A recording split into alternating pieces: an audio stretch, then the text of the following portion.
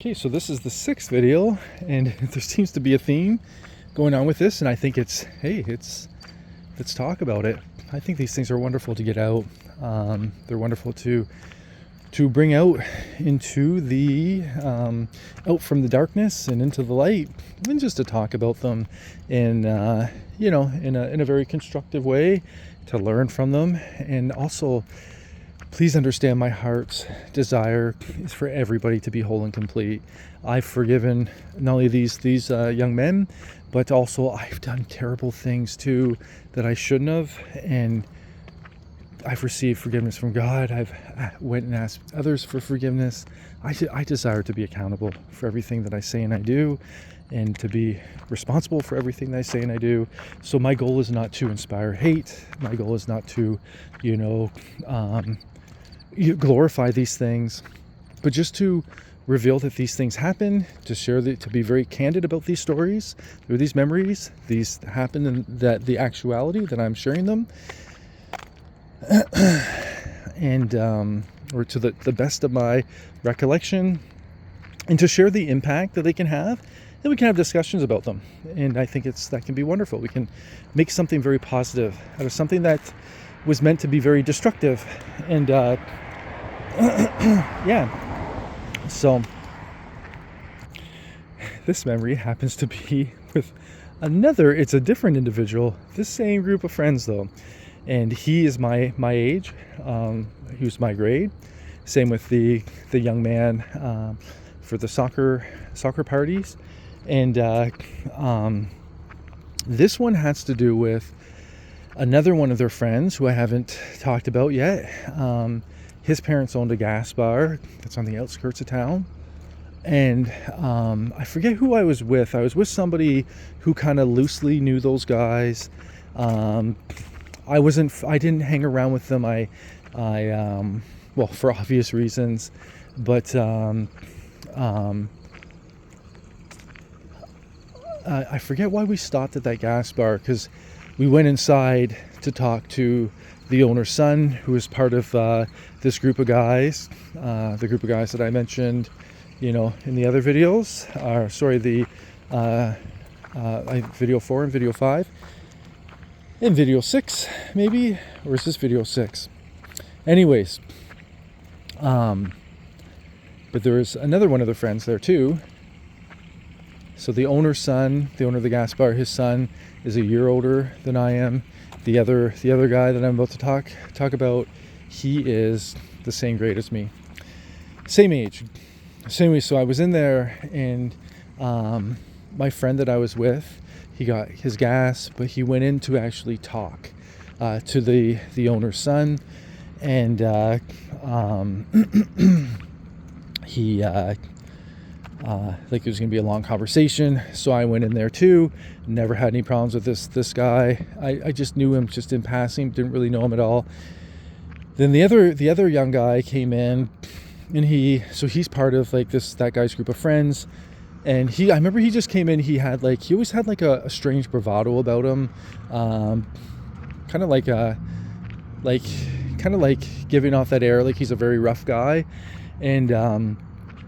And I just knew him because we had classes together, and I've never had any issues with him at all. And so he came in, and I was staying there. I felt awkward though. I never felt comfortable around that group of guys, and for the obvious reasons that even you're already privy to. And I remember the guy that's my age, he had to phone. He was dating a girl, and I think they'd either just had a kid together or she was pregnant. Anyways, but they'd broken up. But she, once again, she's either pregnant or they already had their child. So they were still obviously communicating. So he was using a phone that was mounted on the wall, and because it's his friend's gas bar, like he just kind of came in and just acted natural. And so he grabbed the phone and he dialed a number and he phoned this girl. And so he's talking really loud and probably showing off to us a little bit. And, he's got a little bit of an audience. And so he's really berating her on the phone, and just really trying to dominate her. And it's just that aggression coming out of him is actually really, it was terrible to be around. But I remember him saying, and he said it deliberately, he said you're probably out there, blah blah blah, a verb, and then he said the N-word. And then the owner's son, who's behind the till, I remember he had like a big smile, and he was laughing, and he kind of looked at me and kind of gave me a look like, what are you going to do about it? Oh, goodness. And then my friend that I was there with, it seemed like he was really caught off guard, that it was like, not just flagrant racism, but it was like a big show, like kind of like posturing. Oh goodness, it was. I remember just standing there thinking, what am I doing here? I don't want to be around this group of guys. I don't want anything to do with this. And this attitude, this bravado of dominating women, and then your friend sitting there laughing as you're dominating a woman who's either pregnant with your kid or already has your child. Like it's terrible. And it's like it's being glorified and promoted, and oh goodness. And I think I just left. Like I think I went back and just sat in the vehicle, and but again, I felt so helpless and centered out.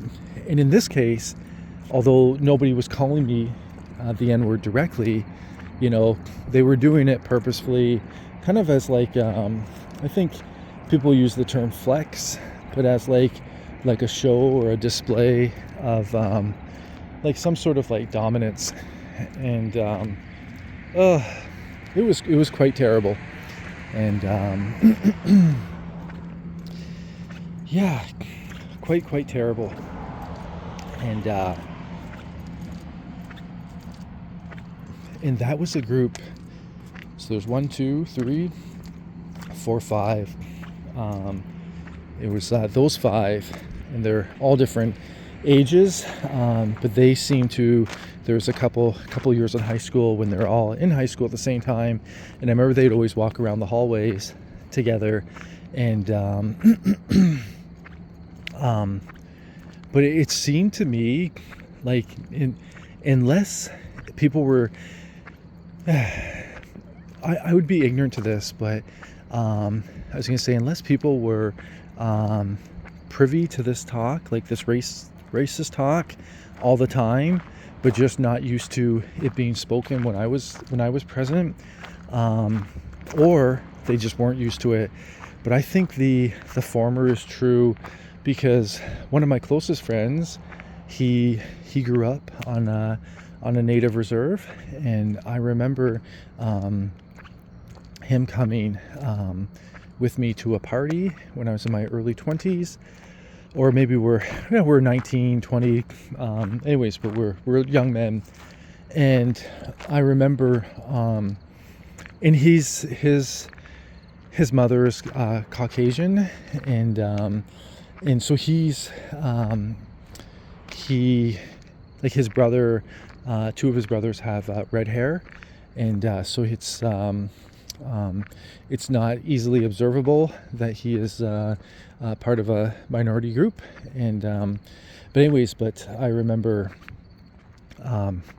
there's a lot of racism towards the indigenous groups, and I remember somebody making a comment and talking very poorly about the indigenous group, and then everybody was looking at that person with like really wide eyes, and then he clicked in and he said, why are you guys looking at me this way? And then I remember he clicked in that there was somebody of that group present, and I would like to say that those comments were seldom, but I found with certain guys that it's almost like they bonded on racism. And so if somebody of, like that group was around, then they'd kind of keep it hush hush. And I believe that is what an element to this that I would never know, is how hush hush these things were probably kept, when I was around. And yeah, so it's very, very, it's a very terrible thing. I find racism is such a horrible thing. And I understand that it's taught, and then it's reinforced. But I also understand that it occurs in the heart of a man or a woman. And yeah, it's yeah. Oh goodness. Yeah, very nice to be able to share these candidly. And yeah.